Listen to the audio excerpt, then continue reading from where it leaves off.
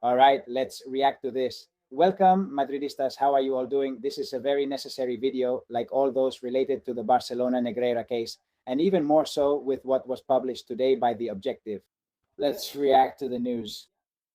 I want to thank you for following the last video. I didn't expect it because when we make a video about a Spain match, no matter the competition, the views usually drop a lot. And yet, maybe it was because the match was a bloodbath by the Uruguayans, because there was a lot going on in that match. I don't know. Whatever the reason, the engagement has been the highest in recent days. I really appreciate it. And for today, we have, again, don't leave, because now we're going to talk about the Negreira Barca issue. And what about the Spanish government?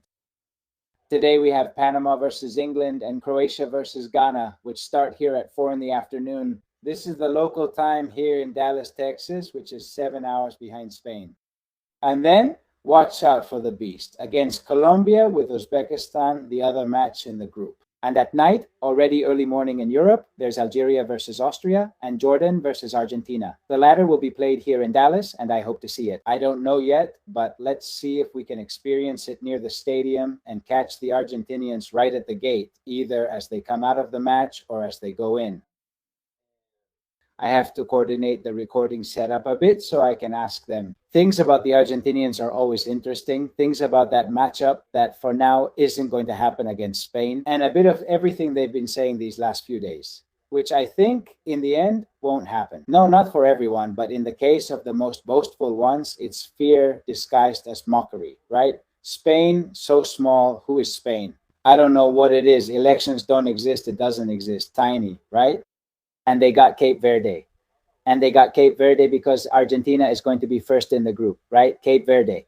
Like they say it, they don't even pronounce the V's or the U's, right? V's, Cape Verde. Let's see how many goals they score against Cape Verde. Maybe it'll be a lot, which is normal, right? But it's going to be an interesting match. That round of 16. All right, let's get to it. Let's get to the main thing, which is what The Objective is publishing today. Why is it that none of this is surprising? Because, I mean, it's already known. It still has to be proven, but it was already known. It's just that the connections are as clear as 2 plus 2 equals 4, right? The commission, and we've talked about it here for a long time on this channel, the Sports Anti-Corruption Commission created by Pedro Sanchez in 2019 covered up the Negreira case. It remains in force and is made up of the higher sports council and the same person who granted the injunction to Dani Olmo, bypassing everything, all the legal deadlines for registering football players, etc., and against the opinion of the Spanish Football Federation and La Liga, since anyway, it's over now. And provisional measures that could last until the end of time. This commission, as I said, is made up of the CSD, the Federation, the police, and the civil guard. No one reported any irregularities. We're also seeing this in other matters and investigations, and you might recognize them because of everything that's happening politically in Spain.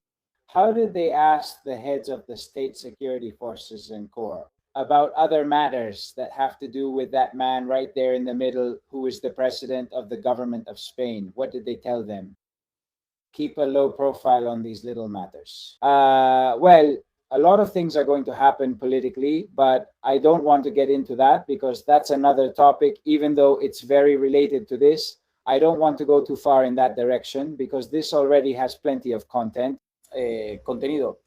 So much so that I'm going to react to this, but not by reading the whole article. I don't want to bore you. But here, Marcos, what's this guy's name? He's the one who's doing it. Marcos Sierra. He's putting together all the information about the famous Pelícano Report 2.0 presented to UEFA and FIFA, which is separate from the one by Juan Luis Martín de Pozuelo and company. In other words, there's a lot of pressure being put on two football organizations, two supranational bodies above the Spanish Football Federation, to which the Spanish Football Federation should owe obedience, right? And they're showing that the federation didn't report everything it was supposed to, both to UEFA and FIFA, about the Barcelona Negreira case. And not only that, but there are even more serious issues of concealment, and as in this case, of not doing the work that was supposed to be done in a committee that was created for that purpose. Well, Marcos Sierra explains it here in the summary of the article he himself published in The Objective. Sanchez created a sports anti-corruption commission in 2019 that concealed the Negreira case. In 2019, the government of Spain established CONFAT, the National Commission to Combat the Manipulation of Sports Competitions and Betting Fraud. By legal mandate, this body included the Higher Sports Council, the Royal Spanish Football Federation, the National Police, and the Civil Guard, with the aim of coordinating the fight against corruption and sharing institutional information. Its creation coincided in time with the start of the tax agency's investigations into the Negreira case. Despite the Commission's supervisory and cooperation functions, official records show that between 2001 and 2023, the Football Federation, led by Luis Rubiales and Higher Sports Council Director Albert Soler, received direct requests from the tax agency and prosecutor's office on the multi-million payments from FC Barcelona to the former vice president of the Technical Committee of Referees. However, there is no record that this sensitive information was passed on to the CONFAT. This information blackout has been reported to FIFA and UEFA through the anonymous report Pelícano 2.0. The sporting route in the Negreira case is time-barred after the amendment of the sports law, while the criminal investigation is progressing in the courts. I mean, let's see, with everything that's happening to UEFA and FIFA, these organizations, and some of you are going to comment, no, they're not going to do anything because they have to save Barca, because it's not just a national issue in Spain anymore, but also an international one, if the page loads for me. At an international level, it's not in FIFA's or UEFA's interest for Barca to be relegated. It wasn't in their interest for Juve to do it either, and they did. And they did it because FIFA told the Italian Federation, either you act or we will, right? And then came the court ruling, but that's how it was done, through the sports route. They absolutely can, even though Marcos Sierra here, this writer from The Objective, mentioned at the end that the sports route is exhausted. It's exhausted in relation to the sports law in Spain. But there is an ethical route, which we've talked about many times with Juan Luis Martín de Pozuelo, Ricardo Ramos Neira and company. That route is still open. What's more, how could FIFA and UEFA not see this and that the Federation didn't give them the information? Well, in two phases. Spanish football, Spanish institutions, both sports-related and not, there was a blackout of information. They hid this. And then in another phase, they didn't give that information to UEFA, neither UEFA nor FIFA, information they should have had. Information that came from elsewhere, because of this complaint with the Pelícano 2.0 report and the complaint I told you about, which Juan Luis is spearheading, right? They'll have to do something. They have to act. How are they going to let this happen? Besides, they can do it. For UEFA, this doesn't expire, and for FIFA, it doesn't either. Neither. To this, we also add what we learned from The Objective, which didn't surprise us because we already knew it a few days ago, right? That Moncloa appointed a former Barca chief to the CSD twice while Negreira was being investigated. Albert Soler was named the top official of the organization in key years of the case in 2021 and 2022. And we have to say the following, because in this, and we need to clarify, there is a bit of misinformation. People often say something that isn't true. In those very serious cases, it said that the statute of limitations was changed, that before it was for more years, and in this new law, it's for fewer. No, it wasn't changed. It wasn't changed. It was left the same. I'm talking about the sports law. It was left the same. The ethical code is a different matter. The ethical code of the federation is another thing.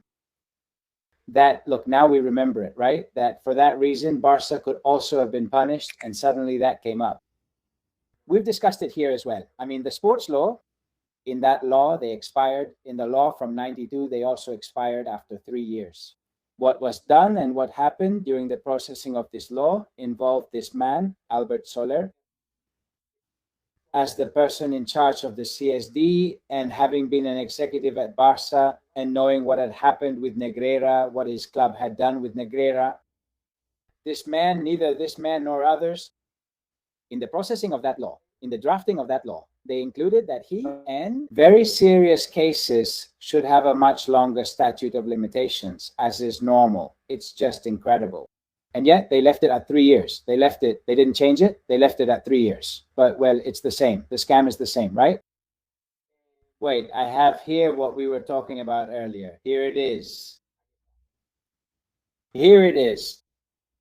which is from the article from the Objective. The judicial investigation will have to determine whether the silence of the parties involved was a negligent omission or a conscious decision, which, by the way, of course, with all this that is coming to light, I hope it becomes part of the case investigation, because it could constitute a criminal offense. Absolutely.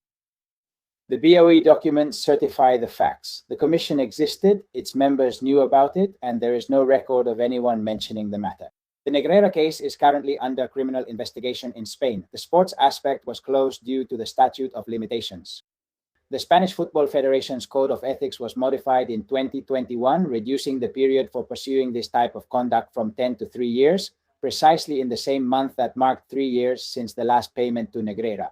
I insist, this is different. It's the Code of Ethics of the sports law. It's different, but in the Federation, they already had it all sewn up. The fact that on that key date, the time limit for these serious cases was shortened, right? And of course, that's how it happened. That's how it's being told much later now, right? As usually happens with these kinds of things, justice, both administrative and criminal, acts with a lot of delay. That's how it is. But I think it ends up acting, and I think Barca will get what we all expect. But not for any other reason. Just because a club can't decide to pay the head of refereeing. Never. But also, for 20 years, 4 different presidents, and the current president was the one who quadrupled the payments. Especially because if they do it tomorrow, will ruin Racing de Santander. Or Guadalajara, if they get sanctioned tomorrow, they'll be sanctioned right away. Barca got away with this situation. So, well, we hope, guys, that everything goes really well for you. Give it a like if you enjoyed this video. Subscribe to the channel. Please comment, share, hype up the video. It really helps us, and we'll see you in the next one. Bye.